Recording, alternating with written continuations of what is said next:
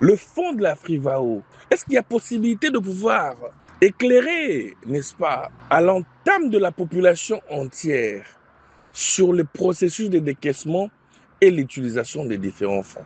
Évidemment, c'est une réparation. Il ne s'agit pas d'un fonds de jouissance, et c'est un fonds de réparation internationale. Même lorsqu'il y a eu la question, par exemple, de la Seconde Guerre mondiale ou de la Première Guerre mondiale, il y a eu des réparations. Pour le cas de la République démocratique du Congo, il y a ce fonds aujourd'hui que l'on appelle Frivao. Il est bien évidemment, je suis tout à fait d'accord que la justice puisse se saisir.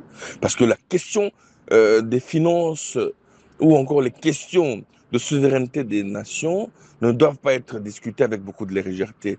Je dirais conglomérat de Congolais qui veulent tout simplement sacrifier la personne de Moutamba. En tant que Congolais, je le dis bien, je voudrais bien que la question de la souveraineté et bien évidemment la question des Frivao puisse être éclairée dans nos lanternes dans toute son entièreté. J'ai appris que les victimes, pseudo-victimes qui sont sorties des partis politiques ont été, je dirais, les fausses victimes ont été soutenues. Ça, il y va comme de l'image de la nation.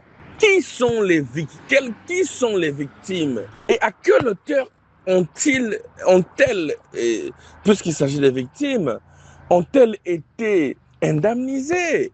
Ne traitons pas cette question avec beaucoup de légèreté. Il y va de la réputation de notre souveraineté. Aujourd'hui que nous avons été indemnisés, qu'avons-nous fait avec cet argent dans son entièreté avant Moutamba, avec Moutamba et après Moutamba? Qui a volé quoi? Qui a dirigé quoi? Qui a indemnisé qui? À ces questions, je voudrais bien que la justice puisse nous aider.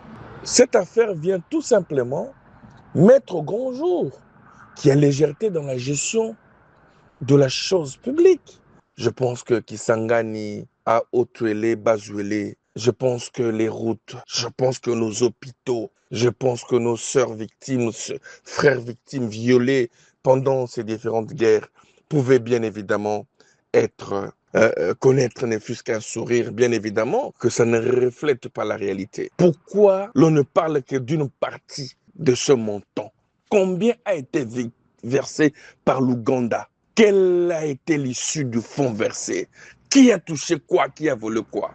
Je pense que si, au nom de la vérité et de la justice, des personnalités politiques doivent être sacrifiées, j'invite la justice de sauver, pour une fois, le mandat du président Tshisekedi. Nous ne voulons pas qu'il y ait l'impression que cette justice est à double vitesse.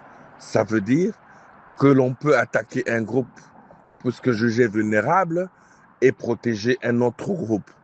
Les attentes du Rassemblement pour la souveraineté et la démocratie, c'est la justice, c'est l'équité pour tous et pour tout le monde.